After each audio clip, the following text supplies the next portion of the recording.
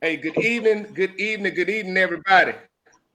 We just want to come in and just say welcome everybody back to another episode of the Black Belt Experience. This is season 4, episode 4. So we going strong, and already we the last episode in January. Already we getting ready to go into February. So January already over with, man. How y'all doing, gents? What's going on with you? I'm good. We're all right Great. over here. Doing great. Gotcha, man. But again, man, we want to thank everybody for their continued support, them tuning in, them watching and supporting us. We got a lot to talk about tonight, a lot of things going on, but we appreciate you. We got Miss Idotha Jones in the house. She said, "Good evening, everyone. Prove me wrong. We want you to prove us wrong tonight. Prove us wrong." Miss Belinda Ryan Smith, how you doing? She said, "Good evening, everyone." We got Miss Claretha Ryans. How you doing, ma'am? Good evening to you. Good evening to you. Appreciate you. We really do appreciate you. But man, a lot has happened. A lot of things going on in the Black Belt, and we just wanted to talk about some things and just have another conversation like we always do. Miss Joyce Jones said, "Good evening. Good evening to you. Good evening." Before we get started, I just want to say this. I want to say free Mama D, right? Because Mama D, they done locked my mama up in Facebook jail, man. They done locked my mama up in Facebook jail. And I'm telling you for what? Because Facebook be tripping. Facebook be tripping, right? We gotta get some t-shirts and free Mama D t-shirts. Got some free Mama D t-shirts because Facebook be tripping. And I'm gonna tell you why they put we got Portia in the house too, but I'm gonna tell you why they put my mama in Facebook jail, y'all. My Tara posted a picture of Christian in the car, and he was taking a picture like this, like biting his bottom lip, like a little sexy picture like this. So my mama just said, "Oh, that's your sexy look," and they put her in Facebook jail for 60 days, not 3, not 24 hours, for 60 days. And so free Mama D. We're gonna start French fry. We'll get some t-shirts. Hashtag. Yeah, I said free Mama D. I said, do she want me to put something on her commissary? You know what I'm saying, to help her out. But she said she good. So she watching. I got her, she watching on my tablet. She said she want to be a part of it. But like she said right here, Mama D says hello. Right. Good evening to you, Deborah Perkins. How you doing, Mom? Miss Elaine Harris said, "Good evening." Miss Robinson, Miss Clementine Robinson said, Good evening, gentlemen. Now I know you got Portia went on. And Mama, Miss Idotha Jones said, "How much is her bond?" They not negotiating. They're not negotiating on her bond. They didn't even give it. So they ain't got no bond. We want to get in our sponsors. They ain't got no bond. We want to get into our sponsors. We want to thank Kim's Corners Creation, was owned and operated by Kimberly Evans. They continue to support us. We want to continue to support them. I'm gonna tell you, you can reach her on her Facebook page, also her website. She got some deals. Kim is just expand every time I look around. She got new ideas, new things, and I'm just happy for what she's doing. Next, we have the T-shirt bar, which owned and operated by Lakeisha Davis, had location in Demopolis and in Tuscaloosa, Alabama. So if you have any ideas, please feel free to reach out. You will not be disappointed. Next, we have the Men of Valor, Greensboro, Alabama. We continue to talk about all the great things that they do. Shout out to them. They received a donation from Portia Organization for the work that they did and continue to do in the community. So shout out to the Men of Valor and the Black Belt Women's Rising. Then we have a Southern Bite restaurant, which is opening soon. And I'm telling you, they keep posting them pictures. Listen, go ahead. The 18th. I'm a witness. The grand opening is February 18th.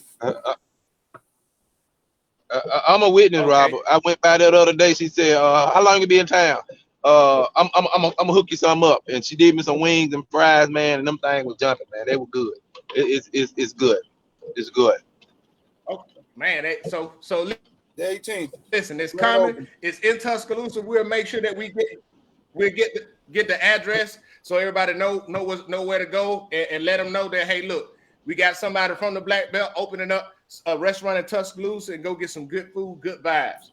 Next, we have Be Good, Be Great Apparel, right? That's Miss Belated son, her youngest son. I'm telling you, go to his Facebook page, reach out to him. He got some t-shirts, seeing more people rocking the t-shirts, doing great things. I'm telling you, very proud of the young man. He's got his, listen, we got people that got ideas. We put all our money and all these other folks we don't know. Let's put the support behind our own so we can continue to support our own, to create and develop. And then who knows, right? That can be the next big brand that we have that's coming right here from the Black Belt. So we just want to thank him and the work that he's doing, and just want to give him a shout out and show him some love. So with all that being said and done, what's up, Portia? What's up, everybody? What's up, Black Belt Experience? Yeah, Portia, we can't see half of your face, so you got to step back or something. Move the camera up a little bit. Is this better? Right there, that's better. What's up? What's up, everybody? How's everybody doing? Good. Can y'all hear me? Yes, ma'am. I think everybody doing good. Yeah, we can hear you. How's everybody doing? Y'all had Happy New Year to everybody. Oh, you can't be on something you happy. Here they go. They say hello, Portia. Hello. Miss Idota Jones said, "Prove me wrong, Miss Alone." Rodney said, Prove me "Good what evening, duck at everybody." tonight? Hey, I don't know where duck at. I don't know where Duck, duck at. come I think on, they got him Ducky, scared, baby. Portia. Duck being a But Devo today. with all of that, man, I want to give a shout out to my nephew Christian. He turned 2 today, so he turned 2 years old today. 2. That joke was sharp today, man. That joke That's was sharp up. today. You can't miss Nobody can wear a hat like him. Go ahead, Larry. I saw you had on a bro tab fedora. Okay? Nobody wear a hat like him. Chris is the only one can do it. That's the only one can do it outside of town, baby. Chris can wear that hat. When I tell you. Hey, he be rocking it. He be rocking it. So I just want to start off, man. Sadly, I just saw it a little while ago. Saw a video posted by Ricky Smiley. He talked about his son Brandon Smiley passed away today. And I know he was getting ready to catch a flight back to Birmingham. I don't know, the details about what happened, but I do want to say prayers for Ricky Smiley, his family, his son's mother, his siblings, and those that close to him. He was 32 years old. 32 years old. So you can't beat that. When you're talking about the age, when I think about it, Robert, you said that's the age of your daughter, right? My daughter's 32 years. Wow. So when you think about that, I was like, we always say we'll talk to you tomorrow with the hopes of talking to you tomorrow. But tomorrow is truly, we say it all the time, but I don't think I really understand it. It's not promised at all. Just a sad day. Just, when the young people are leaving here faster than the elders. And that's something that Miss Ryan said, my sincere condolences and prayers. But that's something that I personally make sure that I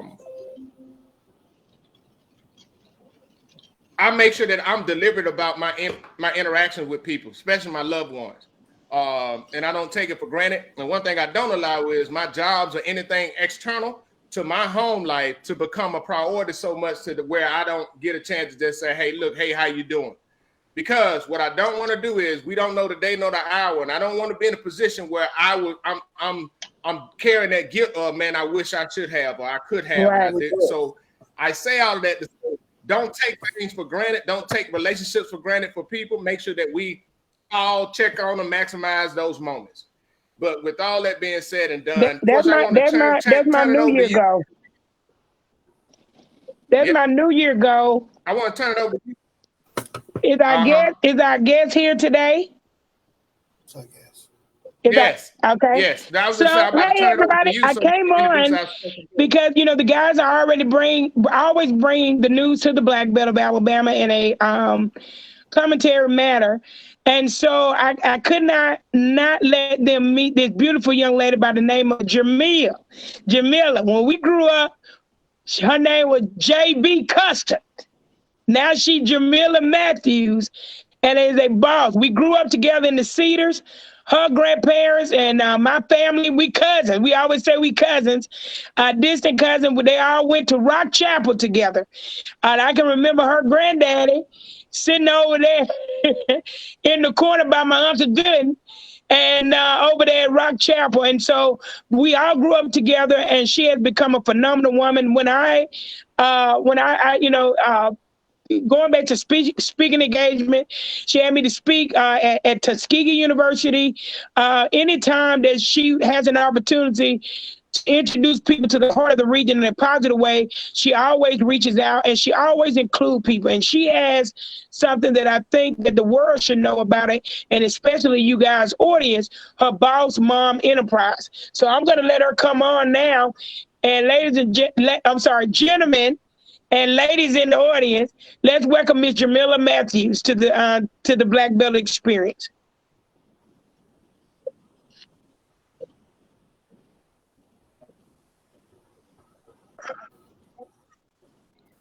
Hey, go ahead. Bring up.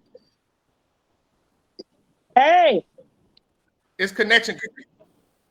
Hey, how you doing? I'm sorry about everybody for any technical difficulties that we're having connection issues, but we'll keep that going. Can you hear me? Yes, I can hear you. Are you guys able to hear me? Yes. Awesome. Good. How are you this evening? Good. I'm gonna let you meet the guy. Well, you already know Big Head Robert. Yes. And then you have Robert Tabb. Okay. Wait, Robert Tabb. Because I was Big Head Robert. I was like, I don't think I met her. I know. Y'all head is bigger than Robert, though, for real. Yeah. Yeah, okay. So that's Robert Tabb, and then you have Mr. Larry Long. And they have one more person, that's the Devo of the group, and that's Kenise Purnick, Mr. Prove Me Wrong. But he's not here, but we're happy to have you here today. How are you doing? I'm doing pretty good. I can't complain at all.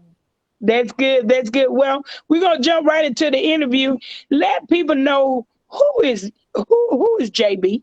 Look at you. I knew you was going to call me that. So yeah, look, I always tell people I'm a small town country girl at heart. So that's first and foremost. So brought up in the Black Belt area from Perry County, Uniontown, Alabama. So yeah, like I just a small town girl with big dreams, trying to pursue a whole bunch of things, but most importantly, just always having just like almost an innate spirit to want to give back to like the community.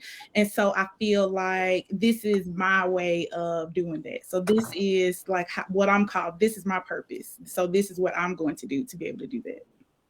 Awesome. So tell us about Boss Mom Enterprises. Yes, ma'am. So Boss Mom Enterprise started literally, Portia. It was, so you're familiar with Working Women Wednesday, right? I remember Working Women Wednesday.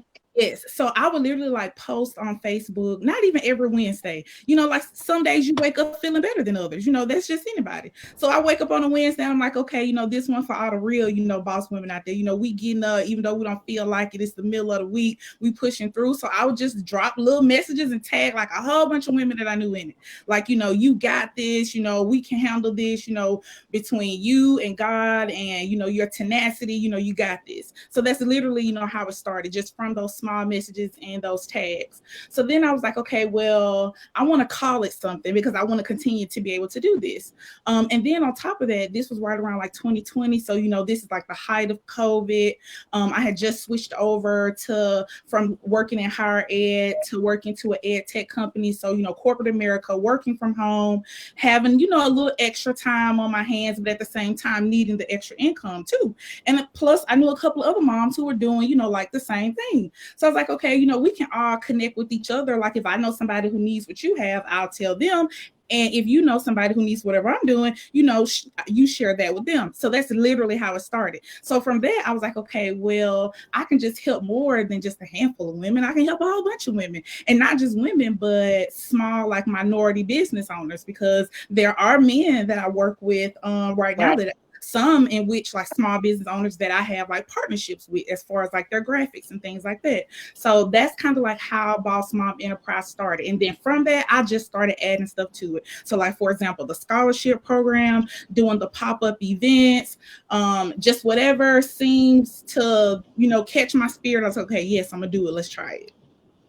So the pop-up event, you know, I came in and bought plenty of criminal gift bags. Yes. Then I bought everybody's stuff, even my little cousins.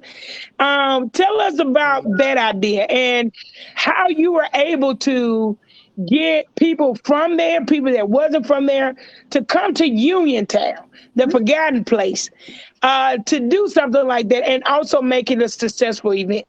Yes. So pop-up shops started to be, you know, like really popular. And I was like, okay, I want to do one too. And since, again, I mean, like all these different people, all these different women who are like startup businesses or just small businesses, like want to get their name out there, do all these different things. So I was like, let's all get together and let's do this in my hometown. I was like, there's a place that we can do it.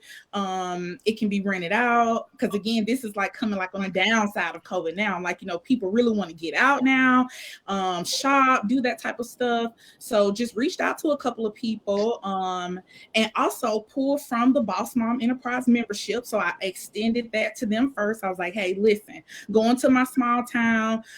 Portia, I was very candid. I'm so tickled still at one of my friends. I was like, no, you don't understand. There's not a hotel. Like, I need you to stick with me on this. So yeah, just being very candid with everybody. Like, this is where we're going. Like, this is the purpose of what we're doing. And if nothing else, at least that's exposure and you can feel good about, you know, coming back and like being a part of this. And so most of the people that I talked to, they were like, yeah, you know, I want to be a part of it. I want to do it. And from there, I just started taking in vendors. It ended up being a successful event, guys. They had been there. I didn't even know it was local. What people were doing on the side, and just doing it among their peers. And it was great to see women of color do this and bring those businesses back home and giving that exposure to this community. I think the Boss Mom Enterprise has also grown because you've gone from a mini series where you were highlighting women to now you're getting ready to do an event. Yeah. Can you talk about that transition and what you got coming up next week? Okay, yes. Ooh, perfect segue, Portia. You better work with me, girl. And also too, there were a couple of sellout people from that pop-up shop. So like it was a real deal success. I was proud of that. Wow. As a matter of fact, Juicy Fruits with Sandra Moultrie. I knew that was gonna be. Oh my God. She wound up just leaving early because she sold out. So yeah, it was a success. So, but going right into your very next question. So starting out, Boss Mom Enterprise was just like 5 of us. I was like, let's go take some pictures. Like we need pictures. Y'all did that photo shoot, back. Yeah, it was more of like a feel good type thing. I was like, I love the Alabama sign in Birmingham. Reached out to a friend at the time, and Avery with Poetic Images. If you're in the Birmingham area, Alabama area, this is a shameless plug. Avery Carter with Poetic Images is the best. So he's our photographer. And reached out to him, and everybody was like with my idea. So I was like, okay, cool, let's do this. So that was the first year. The second year, I was like, okay, let's, do a little bit more. Let's patronize a Black-owned business. So we wind up going to this restaurant in the Tutwiler Hotel in Birmingham. The food was absolutely amazing. The owner came out, talked to us. Just a beautiful place. So if you're in the Tutwiler Hotel in Birmingham, definitely visit the restaurant in there. So just kind of built from there. So went from one day into 2 days in the second year. And then over into this third year, like doing it even bigger. So introducing Boss of the Month, so highlighting a different woman every month, and just really happy about Boss of the Year. The votes are coming in. You can still vote now. There are 7 amazing women who are nominated for Boss of the Year. The trophy is badass too. So definitely can't wait to give that to them. I can't wait to see it. Yes, it's so nice. So super excited about that. And on top of that, just a couple of things. Like, so I try to work with as many Black-owned businesses as possible. So the meet and greet will be at a curated bookstore, which is a popular little book spot. In Montgomery, Alabama on Zelda Road. The owner of that store is a BME member. She was actually one of the first members, and she did so well, she moved her business from online to a brick and mortar in Montgomery, Alabama. So we will be having the meet and greet there. The next day, we will have the photo shoot, the bosses brunch, all of that at the Collab Collective in Montgomery. So that's downtown. Again, another Black-owned business, beautiful establishment. Ossie and Daphne are a pleasure to work with. So if you're looking for just a top-notch, beautiful place in downtown Montgomery, I definitely recommend reaching out to the both of them. So yeah, so super excited about that. We'll have the pictures again with Avery Carter. And right now, tickets are still on sale for the meet and greet, which is February the 4th. That's this coming Saturday at 5 p.m. at a curated bookstore in Montgomery, Alabama. We will have hands-on activities. It'll definitely be a room full of bosses. Bring your business cards. Like, this is interactive. Definitely a networking event you don't want to miss. Absolutely. So I got a question. Go ahead, Robert. I got a question. My question with that is, first of all, you know, I'm about to ask you a series of questions because we talked to the Black Belt. We from the Black Belt. You know, we came from the same spots down in the Cedars and Uniontown, Greensboro, Demopolis, all of that area, right? And you say you're a small town girl, right? But the things that you're talking about is you've been able to leverage those relationships that you was able to build. Mm-hmm. And a lot of those relationships you was able to build was the fact that when you went out, you wasn't afraid to ask people questions when you had an idea. You wasn't afraid. You did not allow you coming from a small town in the Black Belt to hinder you from your ability to just say, you know what, I got an idea, I want to ask this, right? And what I really like about it is because I got some other questions, but I want to really get this one in, right? How important is it, right? So that we can network and get to know people and just talk to people and surround ourselves by like-minded people. Mm-hmm. Because what people don't realize is you can always, first of all, being a good person and treating people nice will open up a lot of doors for you. But you can always leverage those relationships to kind of put things together like this. But for a young person right now that may be in the Black Belt watching this, how important is it for you to get out to see certain things and keep an open mind and not sell yourself short on what you're trying to do to be able to accomplish where you want to be? Okay, cool. That was a long question. Look, that was a long question. I think I gotta be honest. I'm gonna try and keep it short. Yeah. Okay, so first is, you know, Portia knows this about me. I'm real big on like words and like how we use our words to express ourselves. So first, one of the first things you said, you know, about not let being me being from a small town hinders me. It's my advantage.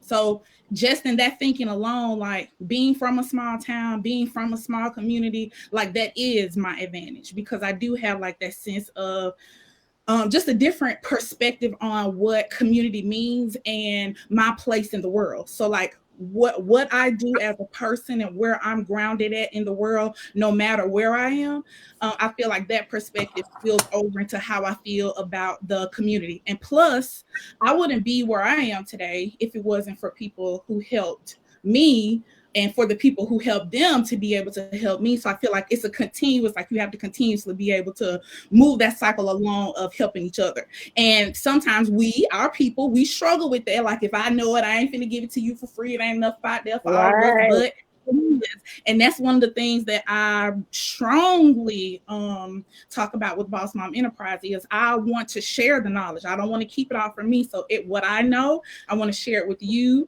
so you can share it with somebody else so we can figure out how we can come together and whatever the purpose is, if it's make money or if it's make a difference, if it's whatever it is, we can all come together, you know, with that like mind.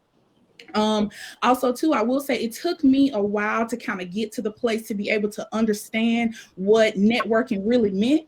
So if I could tell a young person anything, so what took me, I feel like is 15 years to truly understand and comprehend, however cliche when people say it's not what you know, it's who you know.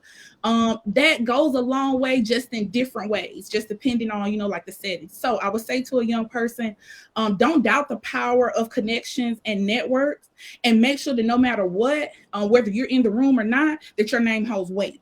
So in order to do that, you have to be mindful of how you treat people. You have to be mindful of the things that you choose to do and that you choose not to do. And trust me, I'm not perfect. You know what I'm saying? Like, I'm just like, any other person. But at the same time, I try to present myself in a way where people feel good about whatever interaction that they may have with me. So yes, networking is important. And then also too, just working in corporate America. So moving away from education, that was one of the best decisions I could have made, because it allowed me to be able to see things in a different light, from a different perspective. So self-advocacy became really important. And I think a lot of times, especially with Black women, we don't necessarily lean into that. And it took me a long time to kind of figure that out. But now that I sit real comfortable in that now. I know how to speak up for myself, ask for what I want, ask for what I need, be conscious about my decisions, about what I'm asking for, being specific about my needs, whether that's in a job, whatever that may be. So just that self-advocacy piece of it. And not, you don't want to be labeled like the angry Black woman or whatever. So just being able to really stand in your truth and speak up for yourself. So a combination of all of that makes me feel like, yes, networking is important. I want to continue to connect people in the Black Belt area. Like, for example, with the scholarship program, hopefully that seniors in the Black Belt area are applying to, it asks them if they're interested in being a mentor, because I have BME members who could be mentors to these students depending on, what field that they're going in. I want to match that up and make those type things happen. So hopefully Boss Mom Enterprise can just continue to grow, like, in different ways. So I'm glad you answered that question like to the T, and okay. I'm so glad that you're speaking on a lot of different things where you talk about corporate America, you talking about advocating for yourself, you talking about balancing, not being the angry Black woman, but also standing your ground. And I appreciate this. And I know that I know that there's a lot that could be learned from you, and just from the way that you're doing it. But one of the biggest things is you cannot underestimate the value of being authentic. Mm-hmm. And no, and I'm not talking about, I'm talking about being genuine. Like, people know what they're gonna get from you, mm-hmm. because the way that you talk about maximizing on those relationships is, what people don't realize is what people say behind you, behind closed doors, are really a reflection of who you are as a person. And it is a difference between somebody hating on you. I ain't talking about people hating on you, but when they meet you and they see that you're genuine and they see that you're trying to do something, they speak to other people that speak to other people that speak to other people that have make conversations that open up doors for you. And I just want people to really understand that's power. But yeah, without Portia, where you at, Portia? Hughes net them froze up or something. Yeah, but besides all of that, but we really thank you. Now, how much are those tickets for the event? Okay, yes. So the tickets are online. You can go to thebossmomenterprise.com/BME events, and I'll probably give this link to one of y'all to be able to drop in there, but they are $30, mm-hmm. and the event is from 5 to 7 in Montgomery, Alabama. There will be hands-on activities, light appetizers. So, and we're going to be hands-on, doing networking. And so when I say that, I have a background in adult education. So This not going to be one of them events where you sit and you listen to somebody all evening. No, like we're going to be actively with our business cards. If you have a QR code instead, bring that. Like it's almost going to mimic speed dating. So we'll like have some people who will like pitch themselves. We'll score that, have like a pitch winner there that evening. So like we're going to be actively networking, getting to know each other. Kashay Dozier Smith is the special guest.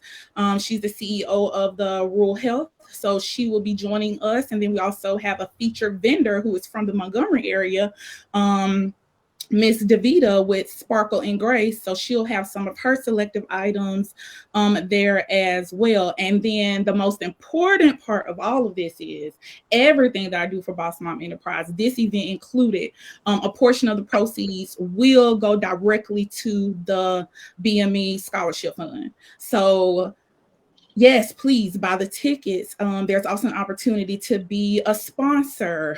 So I have sponsor information. You can find all of that online. But yes, all proceeds, there will be a portion of all proceeds will be donated directly to the scholarship fund. Go ahead, Portia. You was about to ask her. She can't hold the phone now. Yeah, I was, but my phone and I had to get another phone. So one of the things that I think a lot of people, when you talk about boss moms, explain what's a boss mama. Gotcha. Okay. Explain because most people think you're talking about CEOs. Everybody's not a CEO. Everybody's not a president. Everybody's not an executive director, but they still are bosses in their own way. So what is your definition of what a boss mom is that relates to Boss Mom Enterprises? I definitely think, look, you're trying to get me back for this one because this is the ending question when I did the lives last year. Like, what does it mean to be a boss to you? Yeah. So I think I'm going to separate the two first. So boss, I feel like, first of all, anybody can be a boss. And the definition is different things to different people. But I believe it is, like standing in your own, like Robert talked about. I believe it's being authentic. But more than anything, I believe it's having a sense of service, because what good is it that I feel like a boss or I live like a boss, or to even be tangible, even more tangible about it, I drive like a boss, I dress like a boss, but then my inside is ugly. And I have a secret sauce, but then I don't want to share it with nobody. So I feel like being a boss is like having that true sense of like service, but also being really authentic and genuine.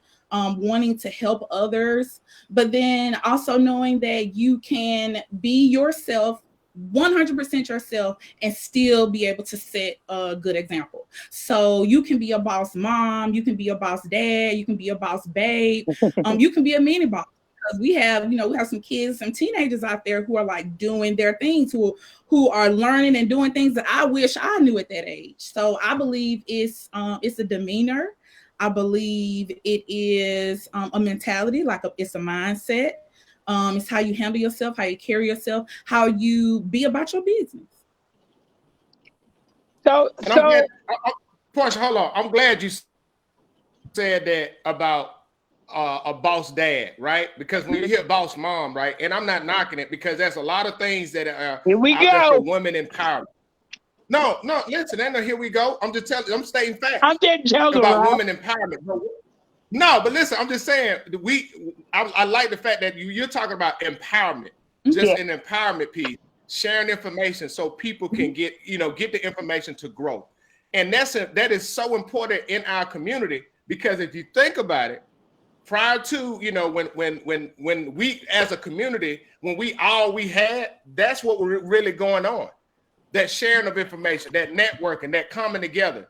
And I see this as a great gem, not only in the Black Belt, but I can see where this can be partnered with a lot of the cities in the Black Belt that can have dates set up, that different events, so they can just come and have dates, all of these vendors, and people now, they seeing who's actually out there. They seeing who got these skills. You know what I'm saying? You got people out there that got real skills, but may not know how to put it together. But then they probably be sitting on multi-million-dollar ideas. They just don't know how to put it together. And then we got a lot of cities that may not have the restaurants, may not have all of the brick and mortar buildings where they can start bringing things in and start creating a commerce where now you're expanding it to people can start getting customers, start getting new customers and everything. And I'm getting excited because I don't know if you heard of the soap company Urban Eden. Out of it, they Urban Eden, they started online. They make different soaps, right? Love it. I shop there all the time. But it was a young black couple that started making soap as a side business. Now they got a brick and mortar, but they got a full warehouse. They got multiple employees that started from an idea. When we connect with people like that and this idea, that's why I applaud you in your efforts, because this is, I don't think people really know what you're really doing. Like, I'm proud of you. I'm proud of that. And I just want people to understand that as we talk about boss mom, don't get so caught up on the mom part. Yes. It's open to really anybody that wants to come and be a boss. And that's what the point that I want to say. Yes, and I can give you a couple examples of that, and we can talk about some stuff like in the trajectory for Boss Mom Enterprise, because your just your route of thinking is definitely the same as mine. But shout out to Turk Montana, who is a boss dad. He does canvases, so I have like a partnership with him. So definitely work with like all kinds of people, all kinds of businesses. But eventually, I wanted to be more of where Boss Mom Enterprise is a pool of people, businesses, and brands that can be used by other people. So right now I have like an online directory for Boss Mom Enterprise. Whenever someone comes to me and asks me for something, or do you know a person who can do X, Y, and Z, or have you come across X, Y, and Z, then I'm gonna go to my little online Rolodex, and I'm gonna be like, yes, I know this person. I'm gonna connect you with them. And for me, because I have like that true sense of community too, so like that's part of my background too, is like building. Like I love when there's nothing, I have nothing, and then I have to build it. So like a lot of times I've like built communities. So not only am I connecting these people, for example, I just had somebody reach out to me for something, and it was two different people that I had in mind, but I also think about what they're looking for. So I'm like, yes, you know what, I think you, not only would this person be able to do this for you, I believe y'all would work together, you know, well too. So yes, you two get together and make money, you know, make all the great things happen. So I want Boss Mom to be that as well. And then just moving forward, I want the scholarship program to grow, and I do want it to be not just a virtual place, because that's where it is now, just kind of hopping around from place to place and more of the community living online. I would love for there to just be a place so that we can learn and grow together. And me thinking big, like I always do, you know, like a commercial kitchen. So like if you're a Boss Mom Enterprise member, then you come in, you have a large order that you need to fill, you can't do it at your house, like all of those type things. If you're having an event or just whatever it is. So like that's what I'm thinking about, like more long term, and that takes time. But for now, starting small, I want to do the events and like get the word out there, connect the people, and just continue to like create this sense of community where everybody benefits. And that's the way that it should be. I think you guys talk about that unity a lot on this show as well, about how we're supposed to connect each other to resources. Robbie, you lived in DC. They had networking events like this all the time, didn't they? Oh yeah, but it is Washington DC kind of, I think, you know, what the young lady doing now is like at the base, but for the most part they got catalogs, you know, that before the Facebook and stuff. We got this organization I'm a part of is, you know, is big, it's Black in Government, whereas that they have you know, social events all the time, and they connect, you know, people with, you know, at these events we used to throw, we have lawyers, doctors, teachers, nurses, you know, contractors, plumbers, you know, and then when you get there, they collect all your information and they put it together, you know, in kind of like you know, young people probably won't know anything about like a telephone book. Robert, those things don't really stop exist telling anymore. your age. Talk about the yellow. But wait though, he's on to something. Yeah, but no, he's onto something, because to be honest, I mimic some of the networking tenets of what I'm doing behind some of the networking events that I've actually been to in DC. So previously I worked for a company ed tech company, and last year, when the ed tech like had a lot of companies lost a lot of money, I was laid off from my job at that company. So I was like, okay, now it's time to like switch gears and do something different. But during that time, going to networking events in Arizona, going to networking events all over DC, like my mind will be just completely blown. And I'm not gonna lie, just like opened up to like all these different things with just the traveling and working with that company and seeing literally how they network, seeing how companies use each other for different things. Being at a conference in one side of the United States and being at another one, and then it's still, the circles are still small, like they still rotate around like in the same space. So that's kind of what I want to bring to Boss Mom Enterprises, like true networking, not, hey, how you doing, shake your hand, and then, you know, I may or may not connect with you again, but making like true earnest connections that could lead to something. And a lot of the ideas and like how I'm going to run the evening of the networking event comes from some of those networking events that I've been to, specifically like in the DC area, because that was the home base for the company. Well, I would say this though, one thing that needs to happen with this is people got to get out of their goddamn egos, especially at the government level, and then start partnering with private entities like Boss Mom to see, hey, how can we make it more enticing to host more events? How can we do those things instead of coming in and, you know, and that's what we talking about with networking. Like, we have to have the mindset to come together. You can't come in and I don't give two flips who get credit. If you got an event that people getting exposure, people getting the knowledge, and it sparks. And this is why I get excited about these things. You talk about the mini bosses and all those young kids. For example, my daughter drew a picture. I saw the picture. I was like, dang, that's dope. So I contacted Lakeisha Davis. Everybody know her, Sean Tab, who runs the T-shirt bar. And I said, you know what? I want to make T-shirts for my daughter, right? Use her drawing and make T-shirts for her. I don't care if it make a dime on it, but I want my 10, soon to be 11-year-old daughter to have that experience. So as she grow older, she can build on the base of that. And she don't have to wait till she 43 in her 40s before she figure it out. And that's what I'm excited about. And I think that's where, you know, I'm just dope. I'm just, I don't know if you can see it, but like this is what we've been talking about on this show. And I'm glad that somebody from the Black Belt is putting this together. Go ahead, Portia. I'm sorry. I just got excited. Oh, I was about to say, I'm definitely going to have some for the mini bosses coming soon too, because my baby has her own little thing. She loves taking pictures. So she has Leah's lens, and it's old school. She has a Polaroid camera. And when she does events, everybody in there like shaking their pictures. It's the cutest thing. So I'm definitely thinking about something to do for like the kids who, you know, want to start their own, you know, I know we're past like the lemonade stand, but whatever their ideas are. Yeah, because you have kids that are doing things with future leaders of the Black Belt. We got JB Studios, who we're also getting ready to work on a documentary highlighting different heroes in the heart of the Black Belt that story never got told. And I tell you, never got told from the people who directly knew them. Let's put it like that. And then we got Jazaria, which is Chandrilla's daughter. She has her own t-shirt company and tie-dye company that's going on. You got Jadrin, her daughter is a chef now, and she's selling all this stuff. So you have a lot of young people who are doing incredible things that I think definitely needs. It's a lot, and I'm proud of them, and so I'm glad to hear that. So let's tell the people, because we got to let Robin get on with the rest of the show. But I wanted to tell the people about the event. You said that you was going to give away a ticket to the event, and so we're going to give away a ticket real quick before you get out of here, before Robin do some news.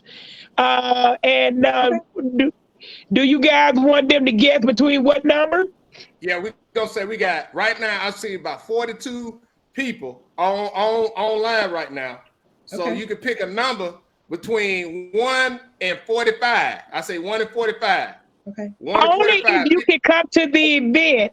Only if you can come to the event. Right. We're not gonna waste the ticket. Yep. Right, because I'm going. Yes. I'm gonna pay to go. So I'm going. So if you want to give the ticket away, you can if you win. So 1 to 45, put it at the bottom. Yep. You gonna count so down? wait. Yeah, They already started. They Okay. already started. And if you see the number that you chose, pick another number.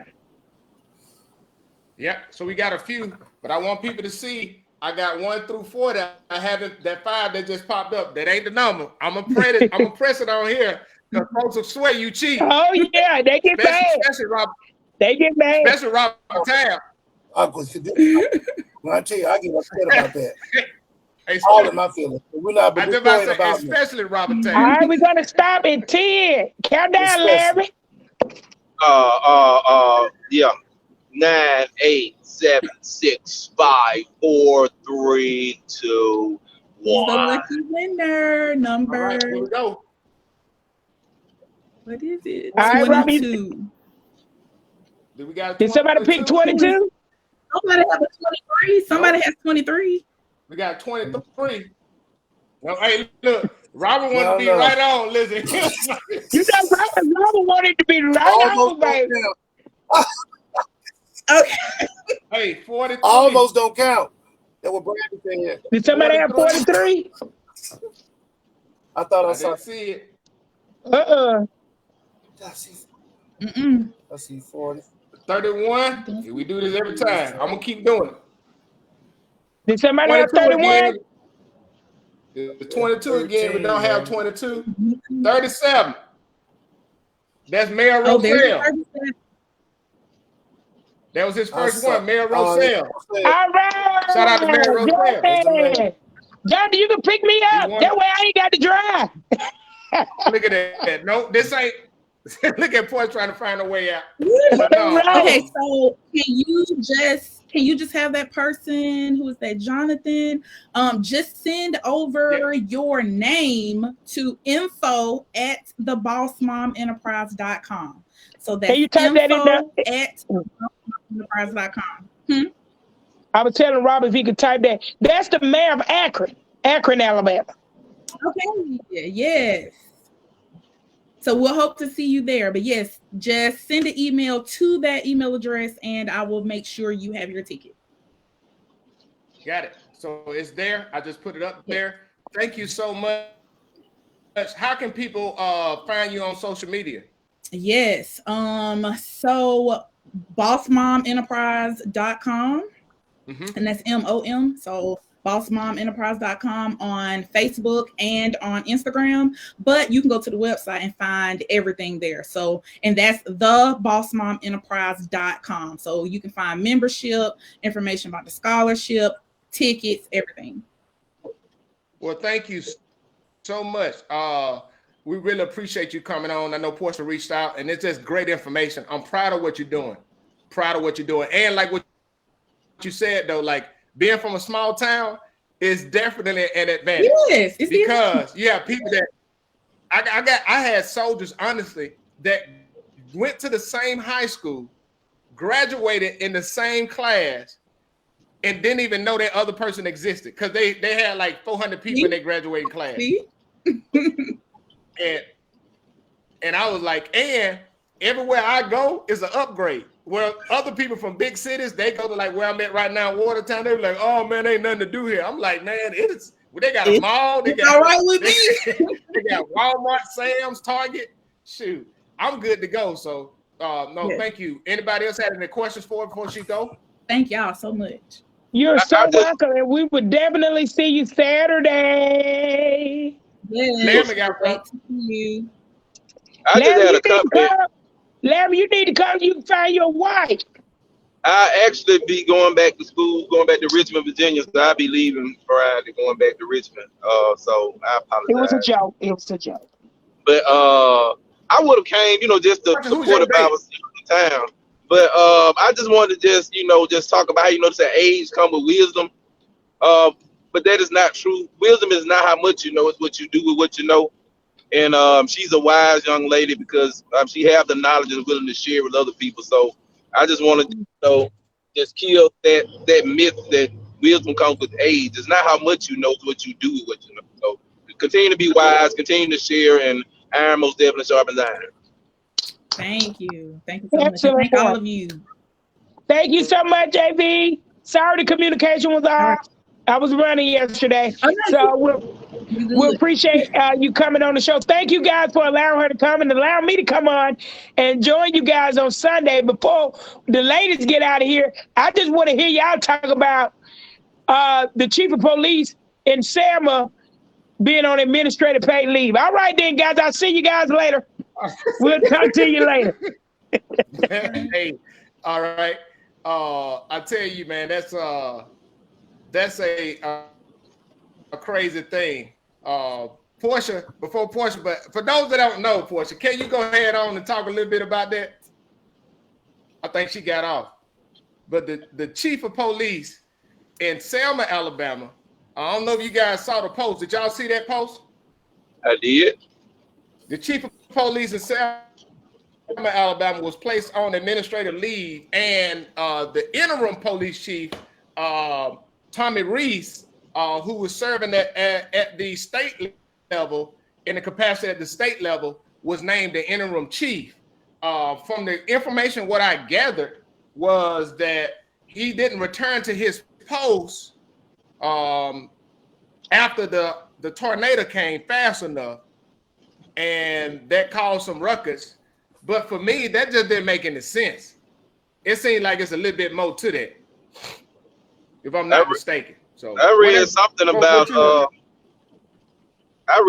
about dealing with the speed limit or something concerning the speed limit or something he had going on with the speed limit too, but that didn't make no sense either. Yeah, that don't. It was that something don't smell right about that one. No. And Rob, you heard anything about it? Yeah, I saw what you guys saw, but it was a little bit. I'm not in the place to kind of even speak on that because that's like a whole. I'm not familiar with none of that stuff that's going on over there, and it seems as if I've said once, and I said it twice. You know, leadership is a problem in Selma, Alabama. There's always been a problem. It's just ironically, you know, with no prior incidents other than this, you just fire a person. Really? Especially, it's not like they don't already have enough going on. Like they got enough going on. You all of a sudden, you know, usually it takes a paper trail to just go up and just all of a sudden you just make with one decision today and just you're gonna fire him. It just seems there's so much other stuff that's going on probably behind the scenes. And then before I speak on something like that, I look at the from the lens of how people, like as far as myself, if I wanted to come over there and be in law enforcement or I wanted to be in the system, you know, not knowing the details. Not knowing what a devil lies, you know. So for you to just go up here and just arbitrarily just fire this guy and replace him, from what I know of government, from being in government for 30 years, specifically law enforcement, at every level, from the IT level to actually being an MP. My first military job, I was a cop. What McPherson? I mean, I'm sorry. What's the one in Anniston? That's where you went to AIT, right? Yeah. That's why I went to basic AIT, my first MOS. Yeah. Yeah, you old. You telling your age now. Yeah. Hey, they been left there. Yeah, you most definitely telling your age. Yeah, that was my first. No, but it just didn't make any sense to me. I don't know all of the details. I don't know if they just putting that out there for something else. But just to say that he didn't come back fast enough, I mean. I don't know that just, but I would say this though, when you start talking about leadership, you know, there has been questions about the leadership in Selma for a while. A lot of people been going back and forth, but what I would say in the Black Belt is we can fix that, man. We can really fix that if we have the mindset to say, you know, we're just going to work together for what's best for the community. I think what happens, and train. Yes, we have to invest in ourselves to train ourselves. I mean, we did, even on my job, we did a leadership professional development. I led one on Friday for my brigade and all senior leaders in the brigade. You have to set that aside so that we can train people up to help people grow better in that, instead of just getting elected over and over and allowing our egos to get in place. But speaking of police, I'm segueing into the video that was shared, that was played about the 5 police officers on the Memphis Police Department. They released a video showing the fatal beating of a 29-year-old Tyree Nichols? Tyree Nichols. Yeah, they say he died 3 days later after that attack. And I watched the 10-minute video, and I know some people said they couldn't watch it, couldn't get through and watch it. Did you guys get a chance to watch that video? I watched it. I watched bits and pieces of them. Yeah, it was painful for me to watch, but I watched the entirety because I understand, what goes on behind the scene. And I want the listeners to realize that what you see in Law and Order, NCIS, Hawaii, and all that kind of stuff, forget that, because it don't work like that. Yeah. That has been over dramatized for television. You don't solve a case in 2 days, in 1 hour. You don't solve a case in 2 days. There were a lot of plugs in there, and anybody that's in the listening audience that know anything about law enforcement, and I was in charge of traffic cameras in Washington, D.C. As the IT manager there. I had the ability to pull traffic cameras from all over the nation, at any stop. There's a lot of other stuff going on in the background that the chief of police is not telling. Well, I mean, I seen some commentary where people were talking, and they said that he had 2 tickets or something out. He had a warrant. Is that correct? That actually came later. But if you look at how it escalated when they first pulled him over, now when you dispatch a specialty team, it's just like every military, and you know for yourself, Army Rangers. I was one, am one. They don't dispatch your specialty team unless they're going in to do something. Those guys instantly was on 10. All of them look just alike because that's what they do when it comes to law enforcement. All of them they're like the line of the University of Alabama football team, because they handpick put you in those sections. When you dispatch a specialty team, it's because something you have been tracking. How do I know that? Because I used to be on one of those special teams in the military. Well, Robbie, you said that. So I remember in Decatur, Alabama, they had a special unit that all of those guys on there looked like they played DN, defensive end, and linebacker. Like all of them, like just that, right? And my thing is this, right? There are gonna be some that are gonna suggest that he should have complied. He shouldn't have resisted arrest. And I would just say one of the things when I watched it not subjectively but objectively. I went in and, like I just say, you know what? I didn't read a lot. I didn't do anything. I watched it for myself. And the thing is this, right? Once, I've never been a police officer, so I'm not going to speak like I have experience in law enforcement. But I also been in the military and also been in combat, right? And in the situations, right, when you have in military tactics, and this is what we talk about in military tactics, you want to have a 3-to-1 ratio before you do an attack, because you want to be able to overwhelm whatever. So if they got 100 people, you want to have 300 people before to do the attack. They had 5-to-1. They had more than enough to take control of the situation. My thing is, people will initially make this about race. Race does play a factor in it. And I know, Robert, you may disagree with me on this one, but you had a black female chief of police. Mm-hmm. You had that special unit, right? And then they arrested a black man. My thing with all of this is race does play a factor in this, but race is not the only dynamic. the dynamic that I want to speak on is the fact that you have people that get a mindset that they can do whatever they want to do because they feel like they're untouchable. Because guess what? You in a special unit, you get a little bit more leeway of doing what you want to do, roughing up people. And they've probably gotten away with roughing up people before. The issue is this one, yes, this one was caught on camera and it escalated to the point where the guy died. And if I'm not mistaken, that happened on the 7th of January. That happened at the beginning of the month, correct? Correct. They just released the video. So if they never released the video, do you think there would be an outcry? The thing is, there's a couple of elements there that are wrong. The first one, dispatching a special unit to a traffic violation. It don't happen. Yeah. The second one, if you notice that when it first started off, the fact everybody had on those cameras and they have the ability to turn them off. What really the pivotal moment in this whole investigation for me, and I'm not a commentator, but I'm telling you from what my experiences is, traffic cameras do not move. They are there to record. Yeah. They're there to go back and look at evidence. The only reason a traffic camera will move and focus is somebody standing behind it.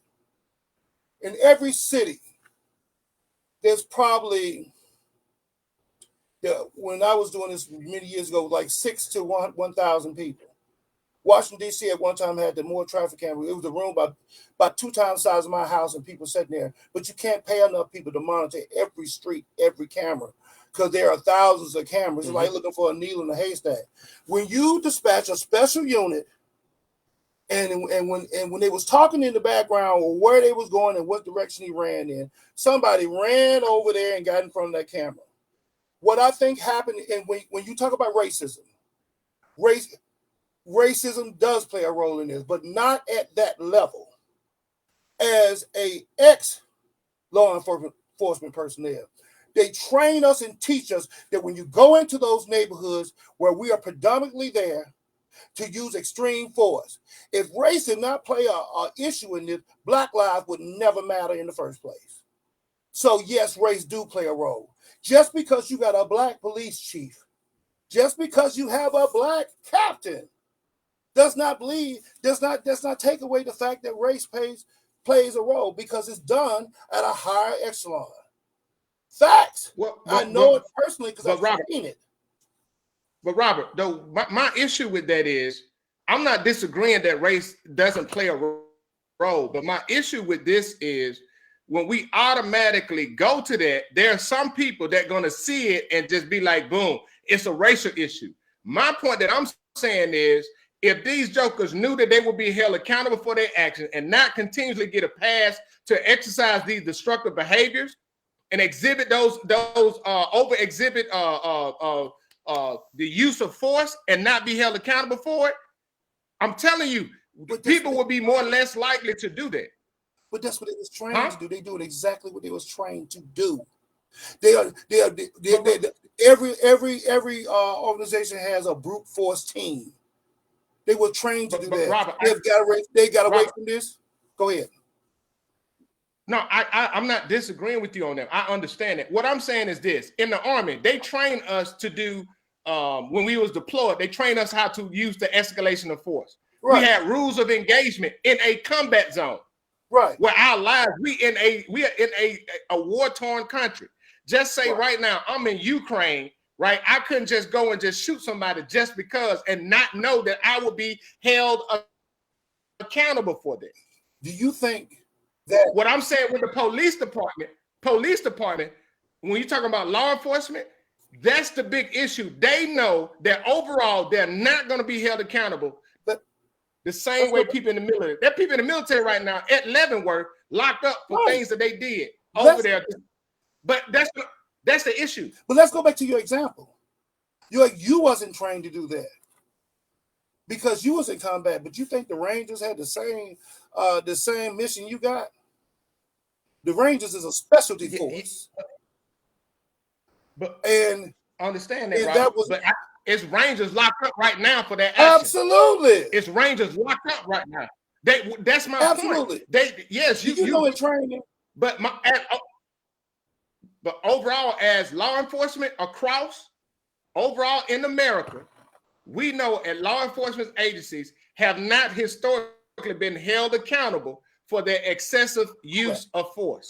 Correct. That's the bigger issue. That right there is the bigger issue that I want to highlight.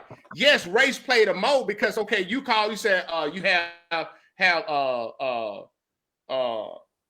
and that's what Chris Jones said. This is a law enforcement issue that filed no matter the race. Violence is violence, and that's the point that I'm saying. With this, Robert, with this, right? Yes. Now, a lot of people don't want to hear it. Yes, as an African American male, I understand that I would be perceived more as a threat than a white person. Why? I would be perceived. Why? You shouldn't. Because typically, think about it, but I shouldn't. I'm not saying I should. Tell me why but I should. But I didn't say I should. I'm not saying I should, but I'm speaking. I thought you said you should. I said as an African American male, I know that I would be perceived more as a threat. Wow. See, I made a post on my page a few years ago. I had 3 different pictures. I had a picture with me rapping with a hat on backwards. I had another picture with me in uniform, and I had a picture with me with the clergy robe on. And I said all 3 are the same person, but all 3 will be perceived different. I'm fully aware of that dynamic. The point that I'm making, Robert, about when we start talking about this piece, right, is that we don't like to talk about the full dynamic. We want to demand that we get treated equally, but we don't want to talk about our own internal behaviors. And I'm not trying to lump all of them together, but I am saying there has to be a conversation. So for example, Robert, when we start talking about violence, when we start talking about certain neighborhoods, when we start talking about being called into the projects and all these things, we understand those dynamics. We understand how the institutionalized policies and how that led to those dynamics. But Robert, when we automatically go to race and not address the bigger issue, we have to address the bigger issue too. They what? They shooting at the trailer parks too. They over there taking drugs. They doing all those things that we doing. But you know what, Robert? They do the same thing, and they get recorded, but they don't get socialized viral like they do with black folks, because they know when it becomes a black people get emotional about it, and they can get some views. And guess what? Nothing still changed, because the police departments, the law enforcement agencies, they continue to do that, and these people act on it because guess what? They know folks gonna get mad, they gonna scream, people gonna donate money to them, and then guess what? Right after that, they know that they're gonna get a slap on the hand and get paid leave or come back on the force, or somebody else will hire them at the other place. That's the truth of it. Look at Darren Wilson. Darren Wilson got fired with Mike Brown. He got fired before for multiple complaints of where he was in another city. He got hired on in Ferguson. And guess what? Did he go to jail for his actions? No, he even made money. They donated millions of dollars to him. He never went to jail and came out. That's the point. They know that they won't be held accountable for it. The resurrection in January, they're still trying to pick up people that went up there and wore the White House, wore out the Capitol building. If they were all black, how do you think that would have turned out? They would have shot them on site. Yeah. I kind of understand where Bro Tab coming from that perspective, as how law enforcement are trained to act in certain locations. Me, for one, if you got to run behind somebody, you automatically amped up while you running behind them or while you chasing.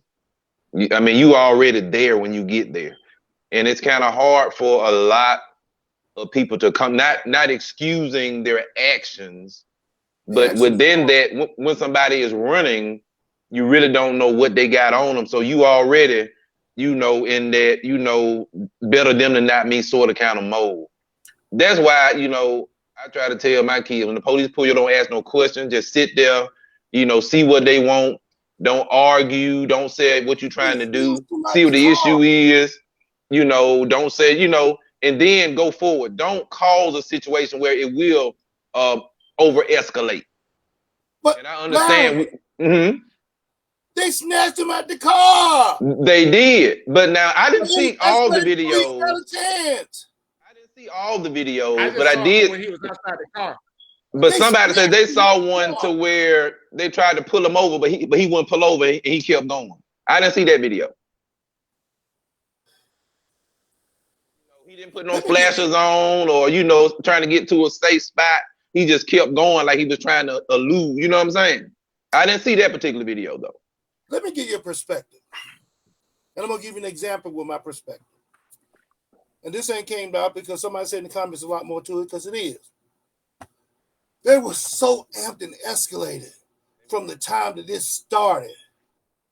Is it possible that they were looking for somebody else and they got the wrong person? And let me give you an example of what they did right there in Greensboro, Alabama.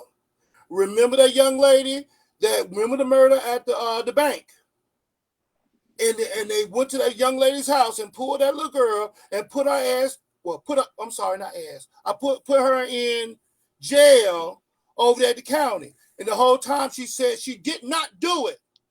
That was true. I remember that. And when he came back, it was somebody that looked like her. It was not even her.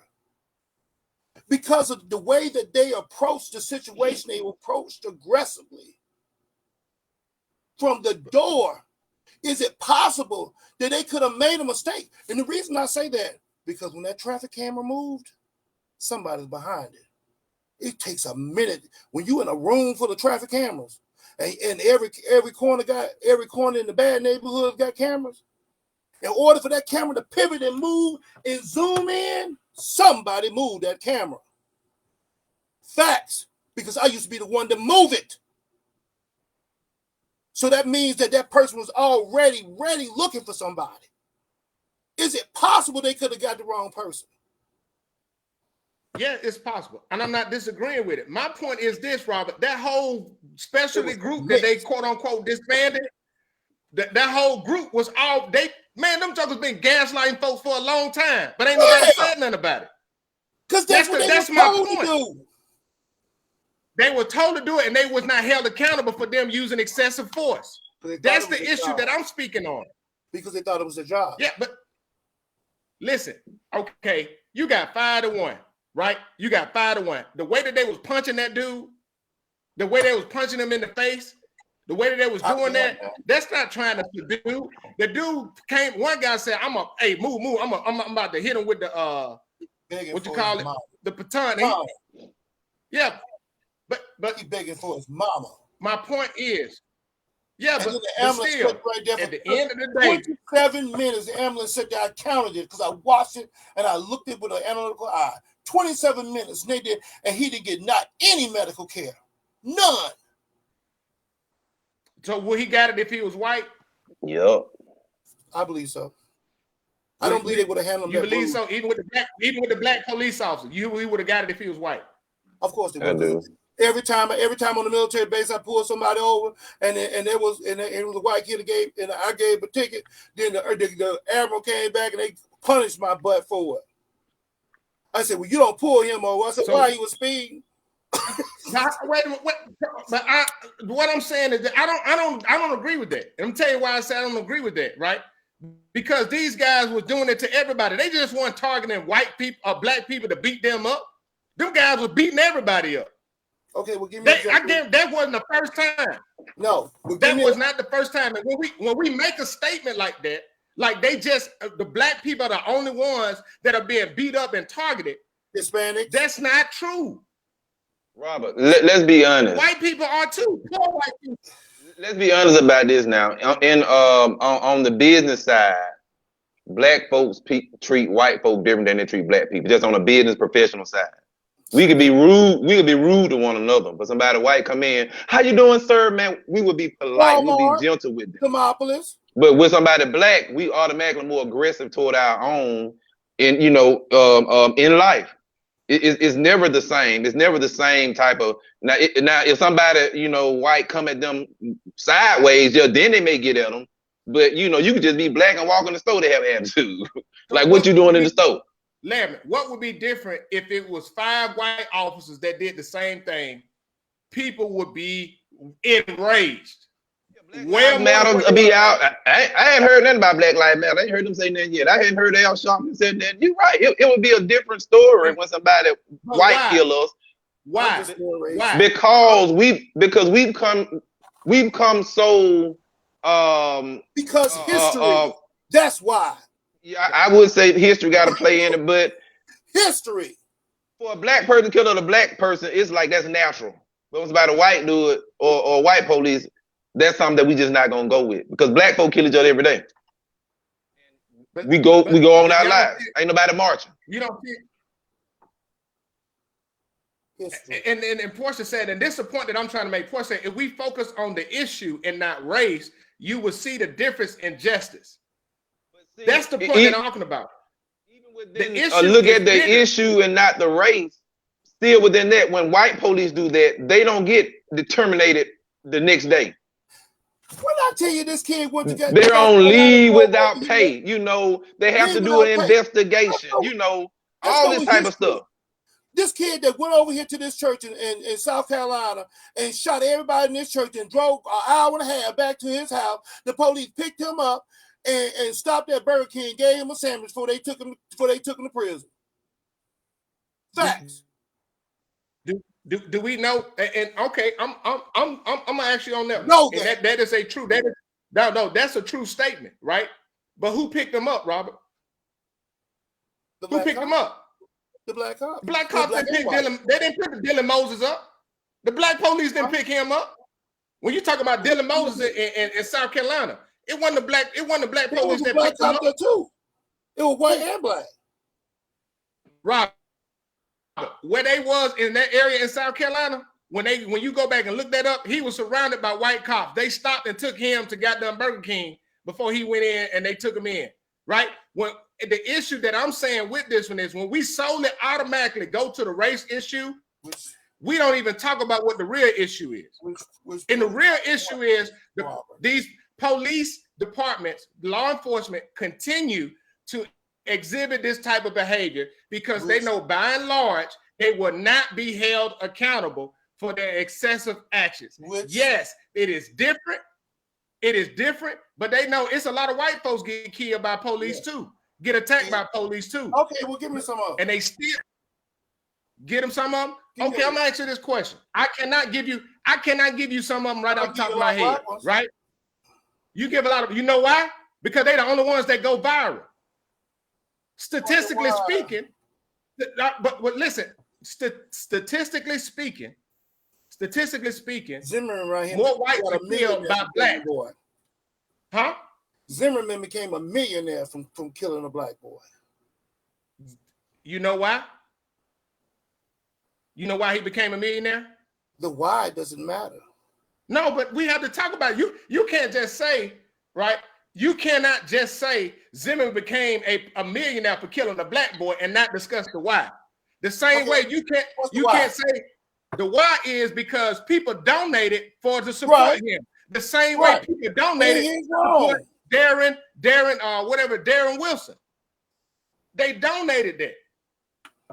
And the reason why they donated is because it's this us versus them narrative that we continue to talk about and not talk about what the real issues are. It's a why. And Laramie, when you was deployed over to Iraq and Afghanistan, you knew that if you just went out there and shot, you knew you'd be held accountable for not following the rules of engagement. As a special force, we don't have the same rules you have. Not when I first got there. When I first got there in March, but then they changed the rules of engagement. And actually, somebody actually had to shoot at you before you could shoot back. You might not get a chance to shoot back, but that was the rules. They couldn't just hold a gun. They had to actually shoot at you. But why do you think police officers in the state automatically use excessive force? Because they know they ain't gonna be held accountable for it. By and large. Because they taught that. Everybody taught that, Robert. They are taught that. That's why they say even if a joker. Okay, so all right, so I just Even did if nothing in 30 years. Let me break it down for you, bro. Tab. Even If somebody is complying with stuff, when it's not my area of expertise, you don't hear nothing from me. That's why most time I shut my mouth on this show. Let me help you out, bro. When I tell you something I've done, you're not gonna say and discredit what I've done in my career. I never did. Yeah, I never tried to discredit. This is what Bro Trav trying to say. Even if somebody complying, the police said stop resisting because this is being recorded. Put your hand behind your back. They calling out these demands, even though you may be doing it, they keep calling it out because that's giving them the right in their minds that they can do what they can do to you because they're trained to do that. But Larry, stop resisting. But they really don't be resisting. I say that because now I'm saying that to come with the counter that hey, they was resisting arrest, which justified my use of force. You can look at the video and be like, hey, they weren't resisting, but they know they ain't gonna be held accountable. In their paperwork, they're saying I kept telling them to stop resisting, and they would not. If it's not in writing, never happens. So that's why they keep saying it. Even though they're saying I'm on my back, lay on. They keep saying that so that they can document it, so that they can have some sense of I was in the right, even though I was actually wrong. And they train you to say that anyway. This happened on the 7th of January, if I'm not mistaken. Looking at the video. Fired now. Yeah, but I'm saying the 7th of January. They just released this week, right? Yeah, a couple of days ago, Friday. You don't think that they sat around and game plan and did a PR campaign on how they're going to deal with this? Right. Well, and my point happened so fast they let you know that they was wrong from the beginning because they don't fire people like that just instantly. They fired those guys and they got on charge of second-degree murder. But facts. Now, I will say this, right? What they should have did was they should have charged them with manslaughter. And the same thing, and this is why I'm saying what I'm saying, right? When you talk about George Zimmerman, they charged him with first-degree murder. They should have never charged him with first-degree murder. They pursued first-degree murder because people was emotionally responding to that because of the race issue. If they had charged George Zimmerman with manslaughter, George Zimmerman would have been proven guilty in a court of law. Because if you did first-degree murder, it was what? Beyond reasonable doubt. Right. And because we get emotionally involved behind the race, sometimes they hinder us from getting any type of justice, and we go to those courts, and they know that. That's the same reason why Darren Wilson got off. And that's all I'm saying, Ben. I'm not saying race don't play a role. I've never said that. What I am saying is that shouldn't be the first thing we look at. We got to look at the bigger issue, and the bigger issue is that law enforcement generally know that they're not going to be held accountable for their action. They just fired them from this video. You got a black police chief. You got 5 black officers that was a part of it. Those 5 black officers was doing what they done multiple times before. That's why they was bragging. That's why they was doing all that. And that's the issue that I want to address. Because you fire them, yeah, they get charged with murder. But guess what? That ain't going to change that culture. That's all I'm talking about. Because like I said earlier, it's not the racism problem is not at that level. It's at a higher level, Robert. It's not at the level. That's what they teach you in training. It's at a higher level. You should not have to go. You should not be taught to go just because I stay in the project to use excessive force versus me staying over there in uptown New York. If it does not warrant excessive force, it shouldn't matter where you live. And I don't disagree with you, but my point is, so that's at the institutional level for police, for law enforcement, where they're teaching people their practice. That's what I've been trying to say for the longest. But my point that, Robert, you're saying, so I'm talking about the institutional issue of law enforcement. It's not just talking about just a racial thing. Because guess what, Robert? They do it to poor people too. They do it to poor white people.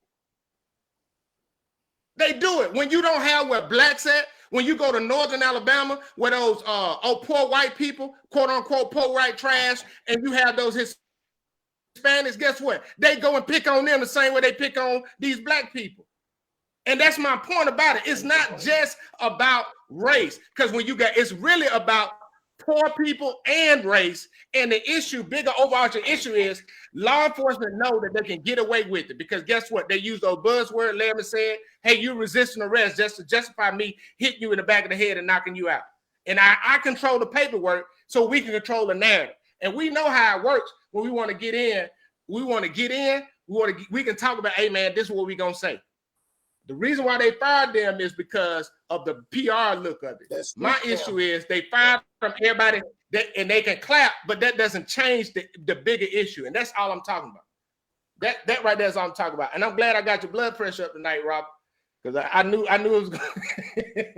Because you know what? Because honestly, you know why this bothers me so? Because, you know, being in the nation capital, the television you see is not the same television there. When you are surrounded around people, and when you got the news that ain't afraid to tell you exactly, unapologetically how they feel, when you see emotion in your news, here in the South it's different. These people, the news people are even paid.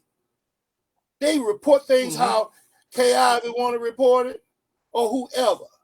Nobody goes against the status quo here. But in that city, when you seen that Donald Trump was in the office and they painted the street up to his house, Black Lives Matter, because they do. And you can say whatever you want to say, and ain't nothing gonna change my mind with that. Because I ain't seen something different. I ain't experienced different things. Some things that you guys probably never have.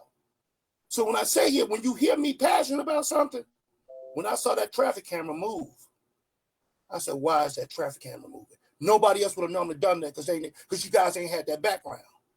That traffic camera moved. Somebody moved it. That means that was a plan. That was planned. And they brutally did that boy like that on purpose. Period. If they moved it, why were they trying to keep it from being recorded? You can't stop it from being recorded because the police department don't record that's my section.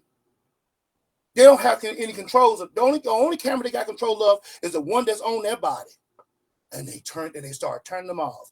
After the first video, they sit around, they start trying to get their lie together, explaining, he made me do this, he made me do that. I pepper sprayed myself.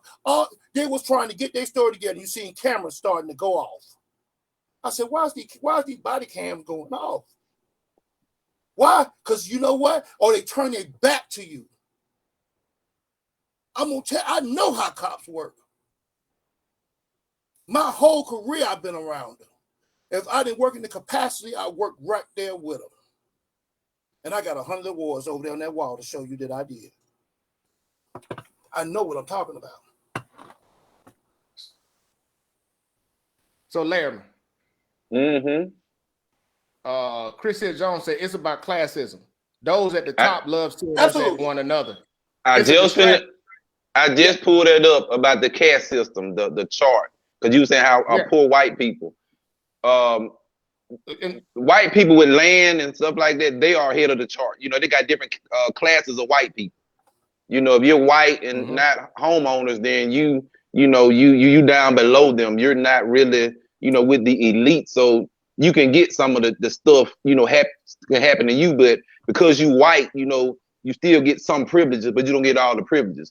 Then come to you got cattle on the same line with black men, then you got black women and children. So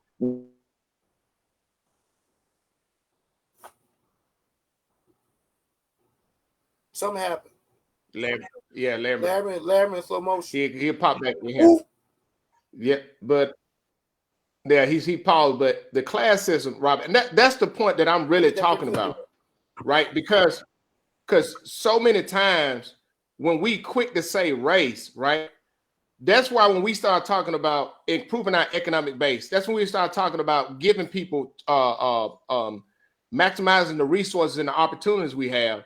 That's why I always talk about that. And the reason why I always talk about that is so the simple fact that we can improve our places, right?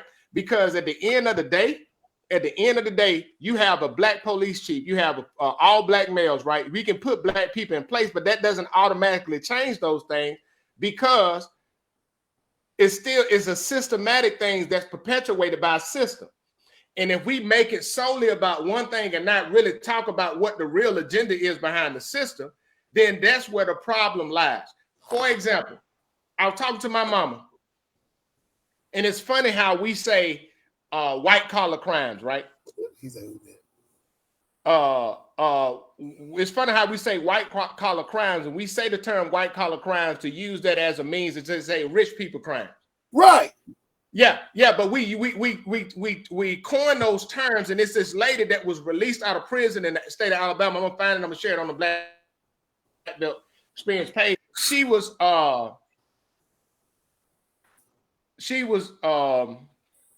we got Larry back. You good?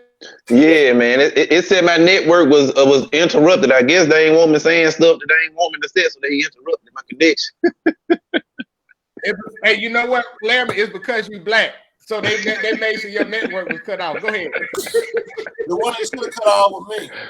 But yeah, I just was saying, man, the class system is still relevant today. It's still being played out based on how white people with land and white people got land and black people, and how we was on the same level as cattle, and you had black women and then the children all the way at the bottom.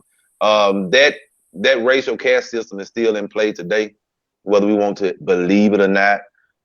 That's why in certain areas are policed differently than other areas. And that's just the reality of, it was like that during the civil rights movement. The black neighborhood was always policed worse than white neighborhoods because of that caste system. So it's still in effect today, and that's why we see what we see. But those black cops, they will be made an example out of. Yeah, right. They will be the sacrificial lambs. Like we're doing our jobs, we're stopping police brutality, and they're going to be the poster police for we're against police brutality as well, and these police officers. But if they were, but he dropped out. But like he said, they're gonna be made an example of, but it's still gonna happen again somewhere else, right? Because the overall. Because of the higher echelon. Portia made a point and said, well, they didn't fire him, but 2 weeks later. I said, well, the first problem came in is when the mama went to the hospital and saw her son on a ventilator, and I suppose she took that picture and she put it on social media. If we did not have these phones right here in America, where we can police the police, a lot of the stuff we wouldn't even know in the first place. And when it went viral, then she went and got a lawyer. And when she got a lawyer, because he died 3 days later, when she went and got a lawyer, and that lawyer summons them traffic cameras. See, one thing people do not understand, the police is not in charge of traffic cameras. That's a misconception. They're not. That's a whole nother entity that handles those street cameras. When that street camera zoomed in, they had no control of that, especially in the city of Memphis. If it's like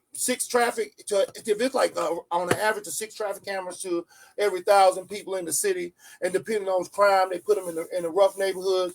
Memphis probably got something like about, if I had to guess, please don't hold me, don't the fact checkers come back and get me later.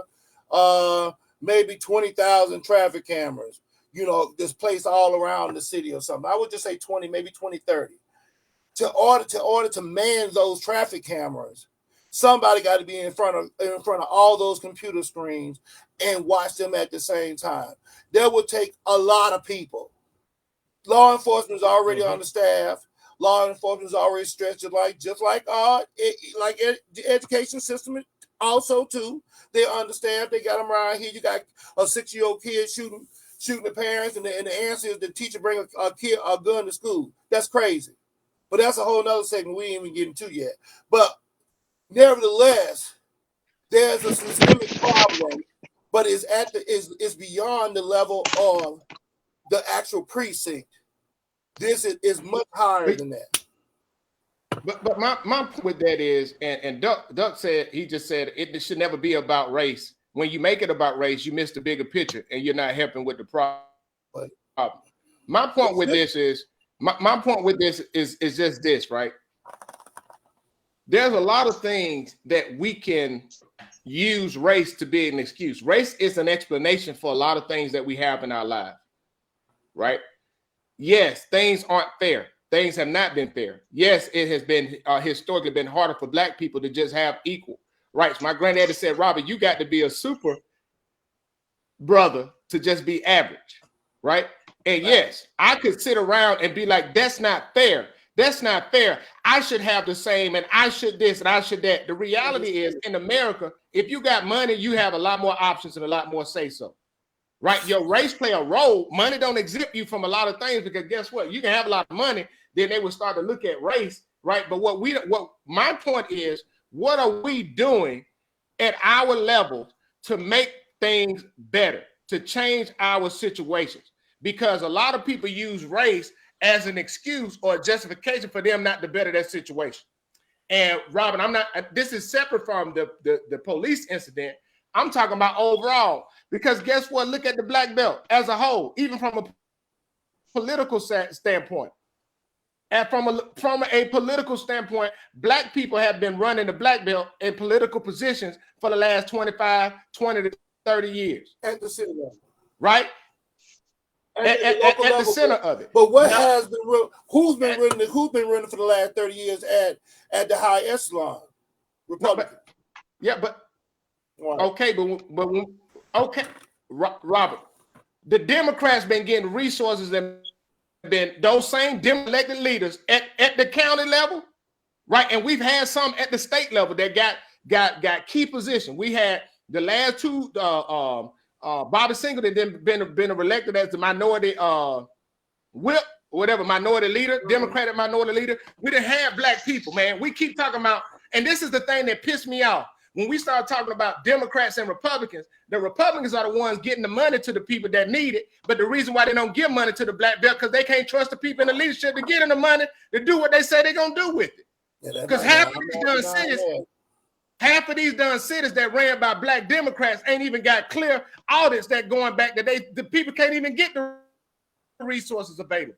But we want to blame the Republicans, but we don't want to talk about our mismanagement. We don't want to talk about what we're not doing. And that pisses me off, because we perpetuate this and we keep electing these same folks and going to be in the same situation 15 years from now, talking about white people and the Republicans, when we the ones been in charge. We the ones been making the decision about the money. We the ones that ain't been doing anything to bring in the resources in. That's what I get tired of, because I don't want to be 30 years from now in my 70s and we still talking about the white man when we've been running the Black Belt for 50 years. That's what pisses me off. Yes, we got disadvantages. Yes, we don't have equal things. We don't have all of the same resources. But yeah, we got people with talent. We got people with potential. And we can continue to perpetuate stuff because we allow people to control us with that race issue. That's what that right there is what pisses. I'm not denying that racism don't exist. I'm not denying that we don't have disadvantages. But I'm tired of using it as an excuse. And when we do, additionally, and I am victim of this too, the talent leaves. Yeah. The talent leaves. The talent never stays and pour back into it. We have talented people, but we leave. And honestly, the truth of the matter is, facts on facts, I can only speak for me and myself. If I did not have this life-threatening, these two life-threatening disease, lupus and sarcoidosis, and I hadn't been on the ventilator 3 or 4 times, I would have not came back to Alabama, because I came back to Alabama with the purpose of having somebody to handle my body if I left here. I would not have came back here. But this is what God sent me to be, and he turned the things around for me. So that's why I try to be a person of service every day I can. Because I thought I was going to come back here and it was going to be dominoes for Tab. But I understand why people leave. This is why they leave. What really gets me, and this what really gets me, is we'll kill each other for a perceived slight of disrespect, but turn around and claim racism when we pulled over by a police officer.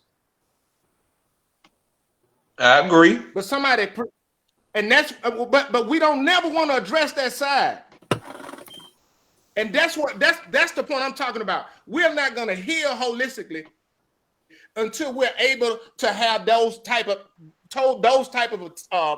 conversations. And there's a lot that go into it, but at the root of it all, it boils down to an attack on the nucleus of the Black community, and that's the Black family.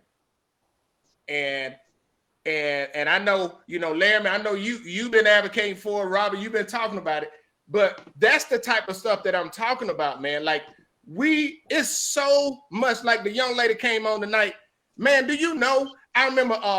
Shout out to Faye Lewis. Faye. She said, man, it'll be nice if they had like the food vendors and stuff downtown, like they had for the Christmas parade in Greensboro. Think about if they set that up sometimes where all of these different small business owners can come and they can have it collectively come together. They can work with these cities and say, okay, look, you can set this, you can pay for a one-day permit. You pay this right here, you can come in. Think about how much they can generate. But we got folks that ain't even trying to do anything. Go ahead, Rob. But see, they don't think like that. Birmingham do it all the time. Birmingham do it all the time. But you bring in food trucks here. I think we peddling for pennies when we should be peddling for dollars. We need to own property in town. Do you know how many Black folks own property in downtown area in Greensboro? Not a whole lot. Not many. Not a whole lot. Exactly. But we should be advocating. But Robert, go ahead. No, go ahead. No, you because my thing is, food trucks are great. I want to see permanent. I want to see permanent positioning and power. But the folks ain't selling their property though. They just willing to lease it out. Because that's all we ask for. They'll sell it. Yeah, but Robert, they didn't give us the Black Wall Street. They didn't give us the schools that we opened up. They didn't give us those things. Only thing they did when you start talking about HBCUs, especially in Alabama A&M, the state gave us land. They gave us some land, but they built the schools. That's a lot of things that we did on our own, right? And we can sit around, but we got to start somewhere. If they don't want to sell it, if they don't want to sell those buildings to us, because a lot of them ain't, guess what? We ain't got to rent them out. We can go somewhere else. We can come together, buy some land, do some things, and put it out there. We continue to sit around and wait and hoping somebody's going to give us something instead of saying, what resources do we have? What can we do? If I always cry racism, that's what I'm saying. We're going to sit there and use that as an excuse. No, what we got to do is we got to come together to see what we can do. If a food truck, if your small business, you doing online and we support each other, then we can support each other. But the reality is this. Go ahead, Rob. I was offered to rent that Pie Lab 4 times to open a restaurant in Greensboro. And I went to the powers that be. I said, will you sell it to me? It wasn't. They said, well, we're not ready to sell it right now. I said, well, I'm not coming here. They're not gonna sell it. Okay. Oh, they'll sell it eventually. Yeah. They will.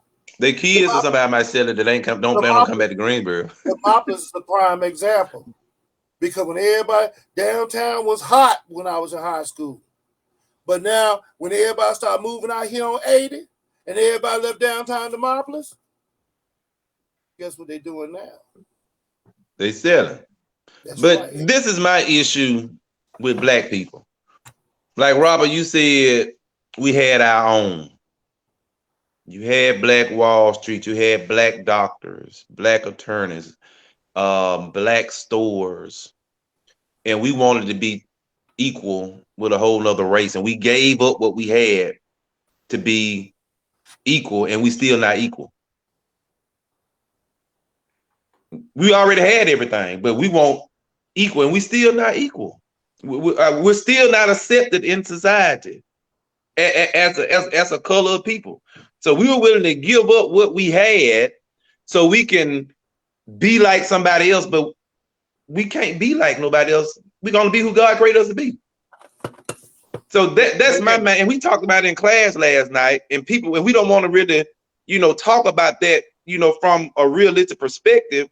But when you look at it, black people were successful. You had a lot of successful black people back in those times, but we wanted equal rights. And we still not considered equal today, really, if we just look at society. We still got to grind and go after what we want. Ain't nobody giving us nothing. And we had already had that from the beginning.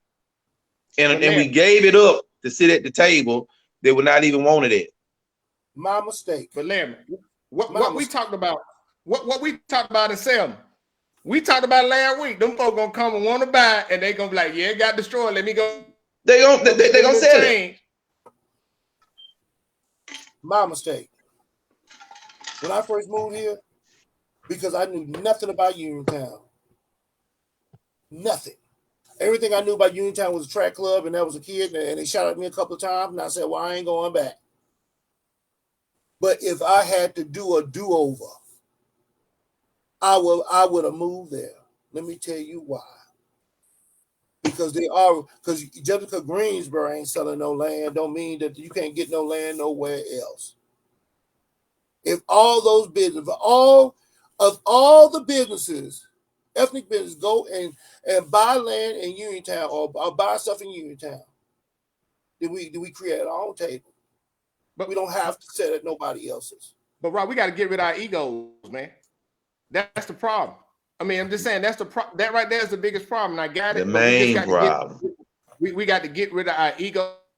We got to have that mindset. And, it can be done, but we got to start thinking about, like, Robert, you talking about land. We don't talk to our people about buying land. I shared earlier, Michigan and Florida, they making it a financial literacy class, a graduation requirement, start next year. That's awesome. Right? It's about time. Yeah, and I asked the question, should we do it in Alabama? It's not trying to make you an expert, but at least because guess what? Yes, I have used algebra. I have used the principle of algebra and some principles of physics and all of that stuff in some of my problem solving skills in my adulthood. But it does show it would have been good getting a financial literacy class. There's no difference between compound interest and simple interest.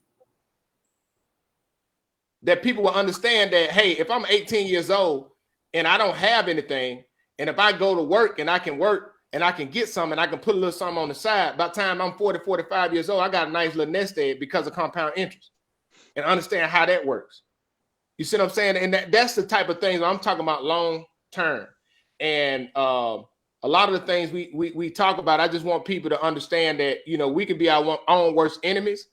But I would tell you, in the Black Belt, if you look throughout the Black Belt, the issues that we have is because of the lack of competent leadership.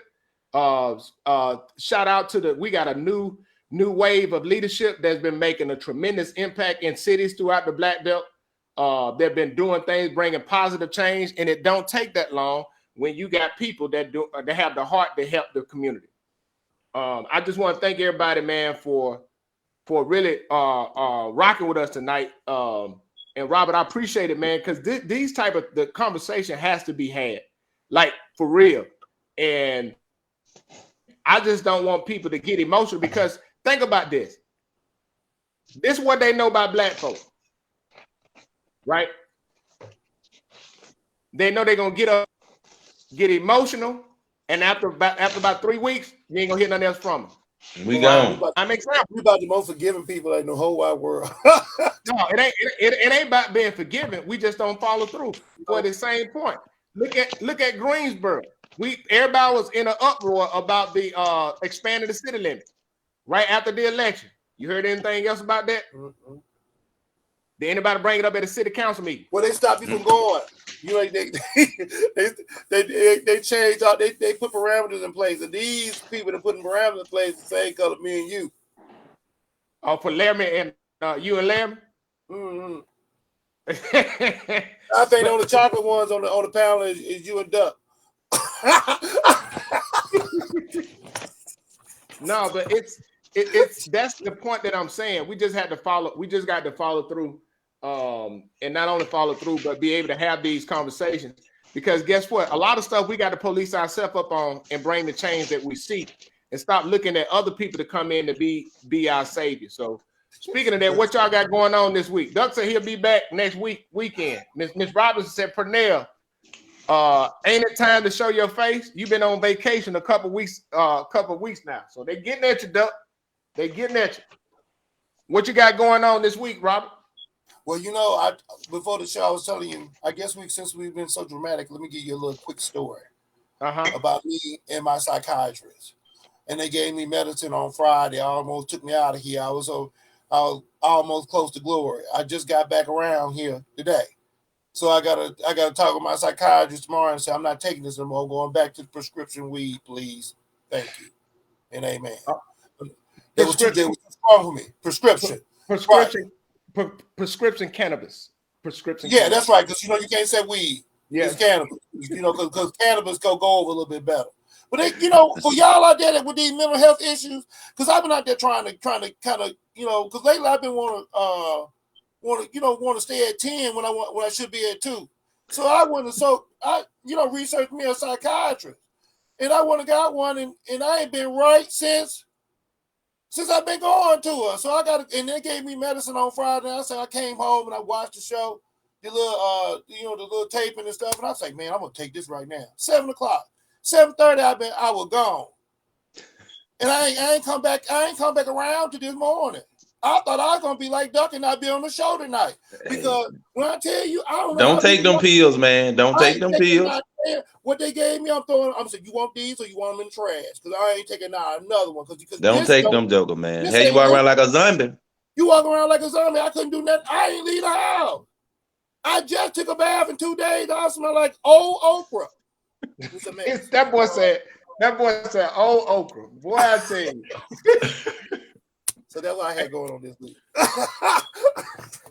Hey, so shout out to the Eagles. The Eagles beat the 49ers 31-7. Shout out to Jalen Hurts. I want to give a shout out to all the former Alabama players on the Eagles, just so my mama can hear. Jalen Hurts, Josh Jobe, Devontae Smith, and Landon Dickerson. But hey, Tay Sarah said those meds will have you crazy as a Bessie boy. I ain't taking another one. They tell me, well, just give it a moment. No, bro, we're not taking this no more, because they will literally have you walking around and you don't even know you walking. Nothing. I was like, every time I got up, I was dizzy. I said, you know what? And I tried to drink coffee to counteract it, and a 5-hour energy.